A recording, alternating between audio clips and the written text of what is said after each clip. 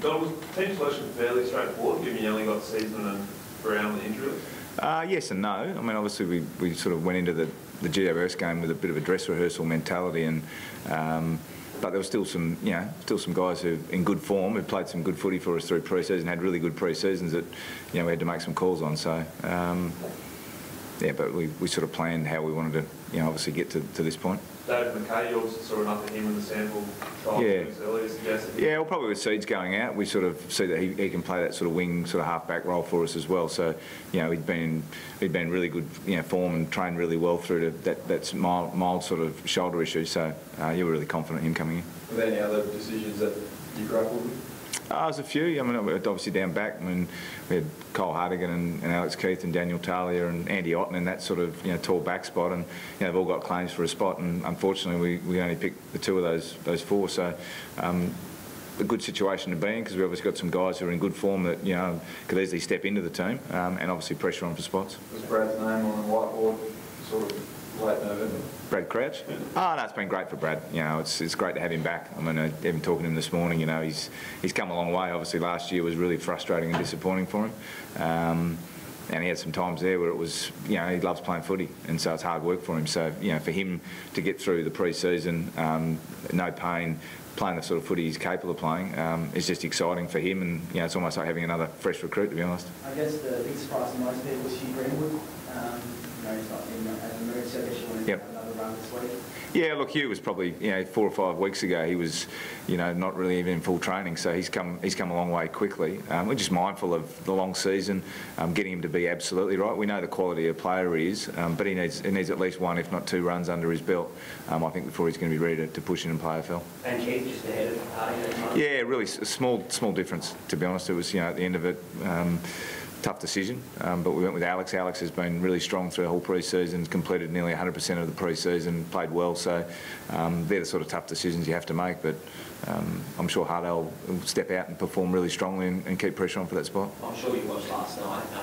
There was some interesting signs coming from the benches to get players. Have you got something that we might see tomorrow? Yeah, we've got a few things we'll trial. Obviously, we've got our rotation board with the numbers, which will dictate, obviously just players coming on and off. Each team's going to do it slightly different. We've probably got some scenario things we'll roll out as well. The challenge is, really to make sure that the players keep playing, so the messaging we'll try and do as much as we can from the bench or using our runner, because there's still going to be our runner out there on goals. So if we want to change scenarios or situations in the game, it's probably going to be just if it's a strange period where there's no goals kicked and the game's flowing.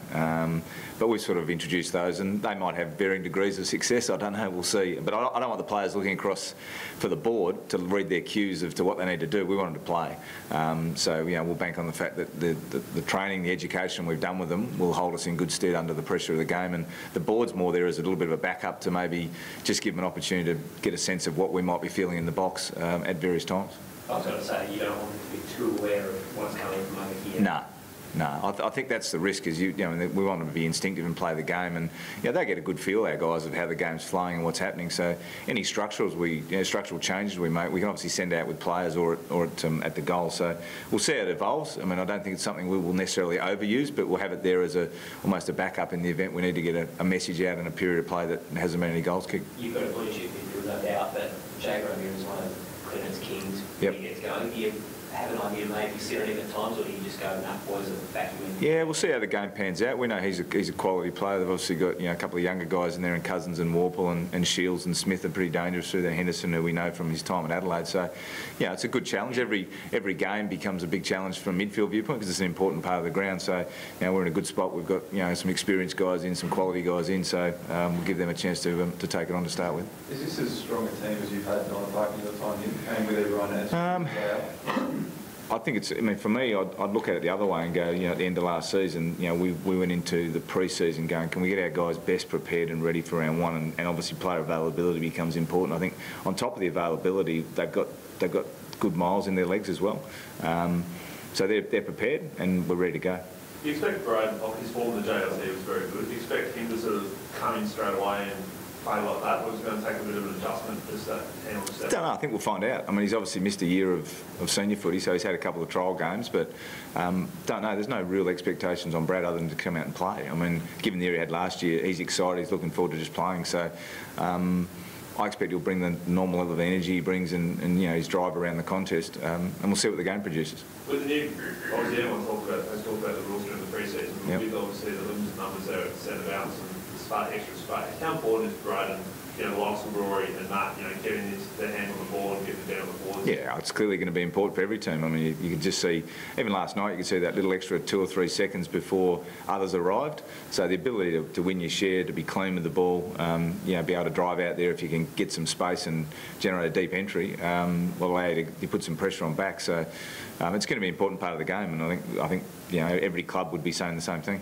Have you looked at ways to exploit that by sort of setting up Taylor and Josh in sort of different areas down forward? Or, yeah, we saw a bit of a spine last night from Richmond. Maybe taking I think there's going to be differing structures as to whether you want guys up high or guys deep, what space exists. I think sides will just play around with that. But, you know, we're fortunate we've got some good 1v1 players ahead of the ball, but, you know, it doesn't guarantee necessarily you can come out of the middle and go, well, I'm going to kick it to a Walker or to a Jenkins or to a Lynch or a Betts. I think they've just got to be able to play. So it's probably as much to the space and the fact there's no extra defenders down there and it's truly 1v1 that it probably plays to the hands of the forwards if you can get in there quickly. After such a great pre-season, Don, obviously only having a couple of players in the injury list, winning both JLTs, you're pretty convinced man looking good.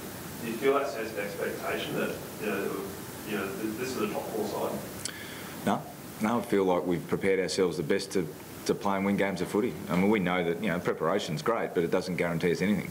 I mean, we start on 0 and we've got to earn our right to play deeper into the season. So, you know, that starts tomorrow against the quality side in Hawthorn. They finished top 4 last year, so you know, we had a big test at home to start with. So we're not looking significantly further than that, to be honest. We're focused on the job, which is, you know, now we've got to earn wins, and that's tough in this game. Is it hard to shut out that outside noise? No, not really, because I think internally we have our own beliefs and our own, you know, desire to do what we want to do, but externally it's irrelevant. We know that we don't get 4 points tomorrow unless we perform and execute our process against Hawthorn. That's the real simplicity of it.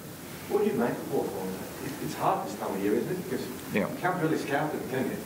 Well, you can. They've had a couple of JLT games, and clearly, you know, the way they play will have changed marginally from last year, but most sides' DNA stays fairly similar. And we know they're well coached. We know they've got a, you know, quality way they set up the game and the ground and things, and they play with a high pressure. I mean, they were the top 2 or 3 pressure sides in the comp last year, so we've got a rough idea what they're going to bring.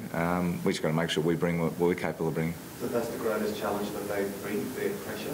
Well, I think the pressure, and clearly they've proven over the years that they can score and they can move the ball quite freely. So, you know, they like to kick mark a bit, so we've got to make sure we're on song for that.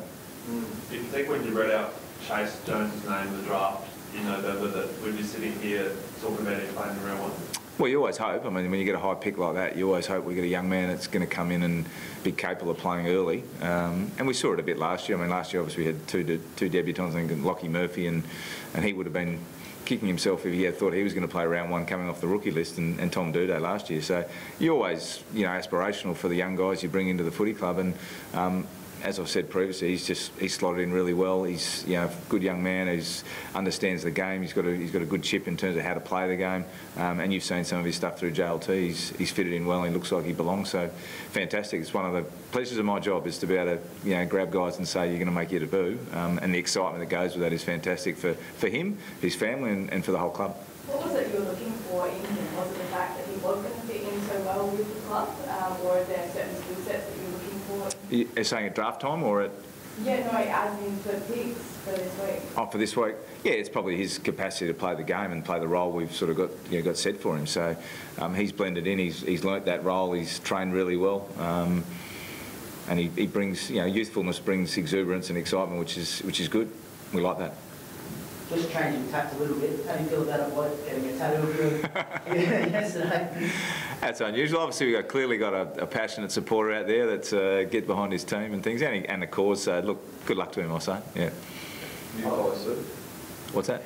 Crows logo on. A tattoo? No, I haven't been a tattoo man historically. It probably won't change at this point. Probably want to stay in the job for a while then, Don, if he's going to get a tattoo for you. Well, hopefully, yeah. Hopefully, but it makes it worth his while in the long term anyway. We'll see. Just to cover off, Don, who's the sort of emergency that's going to be sort of held over for tomorrow's game? We're going to have Andy Otten at this stage. We'll do that. Some guys will play tonight, and we'll manage those guys accordingly.